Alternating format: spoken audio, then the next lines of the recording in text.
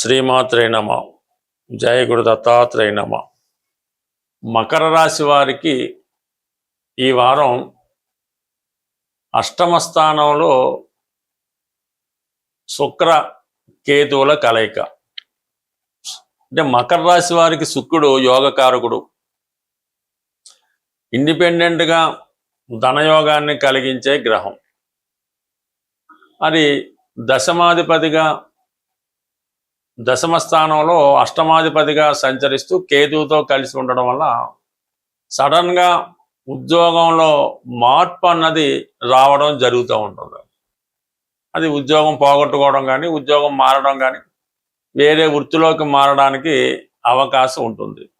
మరి కొంతమంది ప్రస్తుతం చేస్తున్నటువంటి ఫీల్డ్ నుంచి వేరొక ఫీల్డ్లోకి మారడానికి, అంటే ఏదో సినిమా రంగంలోకి మారడం, లేదంటే వ్యాపారంలోకి మారడం, ఈ విధంగా సడన్గా వృత్తిపరమైన చేంజెస్ మీకు రావడం జరుగుతుంది. అందులో మీకు కొంత అంగీకారంగానే ఉంటుంది. అంటే పంచమ స్థానాధిపతి శుక్రుడు అవ్వడం వల్ల మీకు ఏదో ఒక వృత్తి మీద చాలా ఇంట్రెస్ట్ ఉంటుంది. కొంచెం హాబీగా ఓ డ్యాన్సో మ్యూజిక్కో ఏదో అటువంటి అవకాశం మనకు వచ్చింది.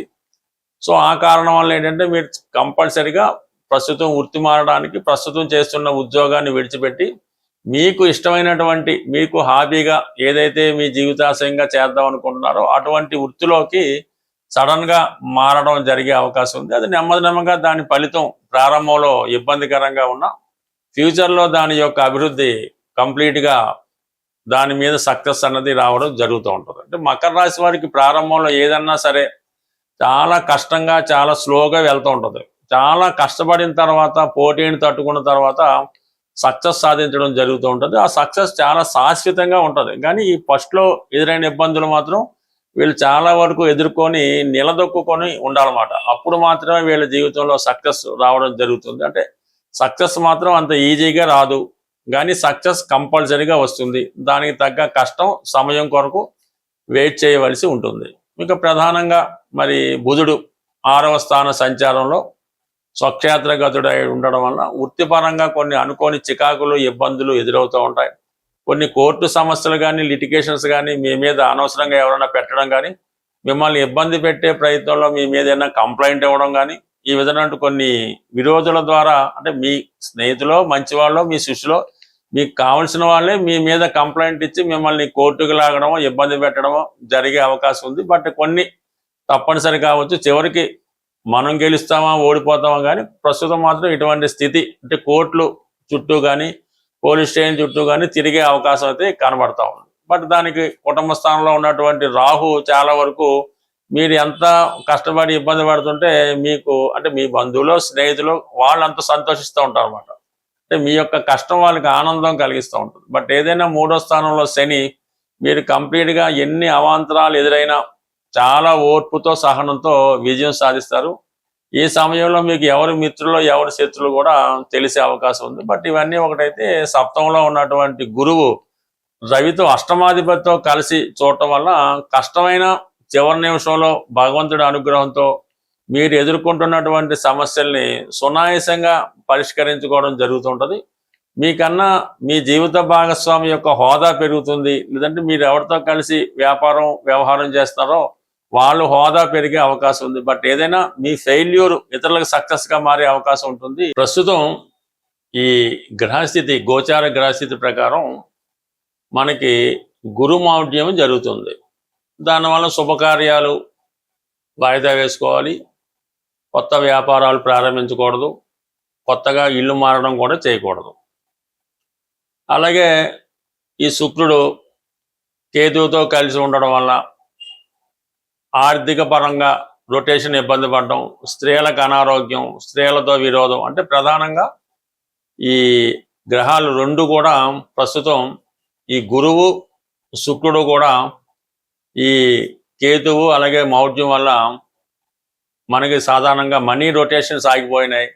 శుభకార్యాలు లేకపోవడం వల్ల చాలా ఇబ్బంది పడుతున్నారు.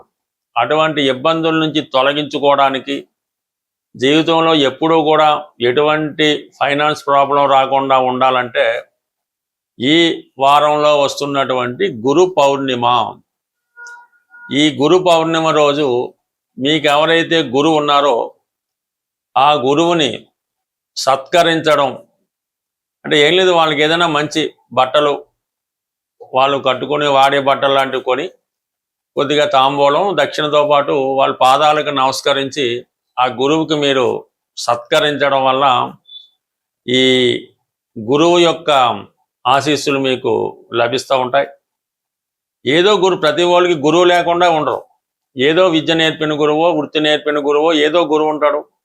లేదా మీ తల్లిదండ్రులే మీ గురువుగా భావించి వాళ్ళని సత్కరించి వాళ్ళు ఆశీర్వాదం తీసుకోవడం వల్ల గురువు మీకు యాక్టివేట్ అయ్యి గురువు బలవంతుడు అవుతుంటాడు. జాతకంలో కానీ గోచారంలో కానీ గురుబలం ఉంటే అద్భుతంగా ఉంటుంది. ఇవి ఏదో కొన్ని కారణాల వల్ల ఇవి చేయలేకపోతున్నాం. శివాలయంకి దర్శించడం అంటే దక్షిణామూర్తి అనుకుందాం, లేదు శివాలయం దర్శించి శివాలయంలో శివుడికి మరి ఏదో విధంగా అభిషేకం చేయించుకోవడం, లేదు ప్రస్తుతం దత్తాత్రేయ దేవాలయం, సాయిబాబా వారి దేవాలయం, రాఘవేంద్ర స్వామి వారి దేవాలయం, సో ఏదో ఒక ఈ గురువులు సంబంధించిన దేవాలయం దర్శించి విధానంగా ఈ పాద పూజ వాళ్ళకి పూజ చేయించుకోవడం, ఇవన్నీ మనకు కాదు. చక్కగా గోశాలకు వెళ్ళడం, గోపూజ చేయించుకోవడం, లేదు గోవు చుట్టూ 3 సార్లు ప్రదక్షిణ చేసి గోవుకి నమస్కరించుకొని గోవుకి ఇష్టమైనటువంటి శనగలు గోవుకి తినిపించడం, లేదంటే 3 పసుపు రంగు అరటిపళ్ళు పెట్టడం, ఈ విధంగా ఈ గురు పౌర్ణమి రోజు చేసుకోవడం వల్ల గురువు యొక్క అనుగ్రహం తప్పకుండా లభిస్తుంది. అదే శుక్రగ్రహ అనుగ్రహం కూడా కావాలంటే పౌర్ణమి రోజు ఈ సాయంకాలం పూట ఈ వెన్నెల వచ్చిన తర్వాత ఏదైనా అమ్మవారి ఆలయంలో లక్ష్మీ స్తోత్రం కానీ, కనకదార స్తోత్రం కానీ, లలితా సహస్రనామం కానీ పారాయణ చేసి అమ్మవారికి ఇంట్లో అయినా సరే పాయసం నైవేద్యంగా పెట్టి అది మీ కుటుంబ సభ్యులు ఆహారంగా తీసుకోవడం వల్ల ఈ పౌర్ణమి రోజు నియమంగా ఉండడం వల్ల కంపల్సరీగా మీకు ఈ జాతకంలో ఉన్నటువంటి శుక్రదోషం కానీ గురుదోషం కానీ తొలగిపోయి గోచార రీత్యా కూడా మంచి ఫలితాన్ని ఇవ్వడంలో చాలా వరకు కీర్తి లభిస్తూ ఉంటుంది. సాధ్యమైనంత వరకు ప్రతి ఒక్కరు కూడా వాళ్ళ స్థాయిని బట్టి ఆవు దూడ అది వెండితోనైనా మట్టితోనైనా మీ దగ్గర పెట్టుకోవడం అన్నది మంచిది. చిన్న వెండితో చేయనటువంటి ఆవు దూడ బొమ్మ లాంటిది వ్యాపారస్తులు తమ క్యాష్ బాక్స్లో పెట్టుకున్న, లేదంటే ఈ గృహస్థులు వాళ్ళు క్యాష్ బీరువాలో పెట్టుకున్నా కూడా నిత్యం ఆ సంపద మీకు పొందే అవకాశం ఉంటుంది. స్వస్తి. ప్రస్తుతం ఈ గ్రహస్థితి గోచార గ్రహస్థితి ప్రకారం మనకి గురుమౌఢ్యం జరుగుతుంది. దానివల్ల శుభకార్యాలు వాయిదా వేసుకోవాలి, కొత్త వ్యాపారాలు ప్రారంభించకూడదు, కొత్తగా ఇల్లు మారడం కూడా చేయకూడదు. అలాగే ఈ శుక్రుడు కేతువుతో కలిసి ఉండడం వల్ల ఆర్థిక పరంగా రొటేషన్ ఇబ్బంది పడడం, స్త్రీలకు అనారోగ్యం, స్త్రీలతో విరోధం, అంటే ప్రధానంగా ఈ గ్రహాలు 2 కూడా ప్రస్తుతం ఈ గురువు శుక్రుడు కూడా ఈ కేతువు అలాగే మౌఢ్యం వల్ల మనకి సాధారణంగా మనీ రొటేషన్స్ ఆగిపోయినాయి. శుభకార్యాలు లేకపోవడం వల్ల చాలా ఇబ్బంది పడుతున్నారు. అటువంటి ఇబ్బందుల నుంచి తొలగించుకోవడానికి జీవితంలో ఎప్పుడూ కూడా ఎటువంటి ఫైనాన్స్ ప్రాబ్లం రాకుండా ఉండాలంటే ఈ వారంలో వస్తున్నటువంటి గురు పౌర్ణిమ, ఈ గురు పౌర్ణిమ రోజు మీకు ఎవరైతే గురువు ఉన్నారో ఆ గురువుని సత్కరించడం, అంటే ఏం లేదు, వాళ్ళకి ఏదైనా మంచి బట్టలు, వాళ్ళు కట్టుకొని వాడే బట్టలు లాంటివి కొని కొద్దిగా తాంబూలం దక్షిణతో పాటు వాళ్ళ పాదాలకు నమస్కరించి ఆ గురువుకి మీరు సత్కరించడం వల్ల ఈ గురువు యొక్క ఆశీస్సులు మీకు లభిస్తూ ఉంటాయి. ఏదో ప్రతి వాళ్ళకి గురువు లేకుండా ఉండరు. ఏదో విద్య నేర్పిన గురువో, వృత్తి నేర్పిన గురువో, ఏదో గురువు ఉంటాడు. లేదా మీ తల్లిదండ్రులే మీ గురువుగా భావించి వాళ్ళని సత్కరించి వాళ్ళు ఆశీర్వాదం తీసుకోవడం వల్ల గురువు మీకు యాక్టివేట్ అయ్యి గురువు బలవంతుడు అవుతుంటాడు. జాతకంలో కానీ గోచారంలో కానీ గురుబలం ఉంటే అద్భుతంగా ఉంటుంది. ఇవి ఏదో కొన్ని కారణాల వల్ల ఇవి చేయలేకపోతున్నాం.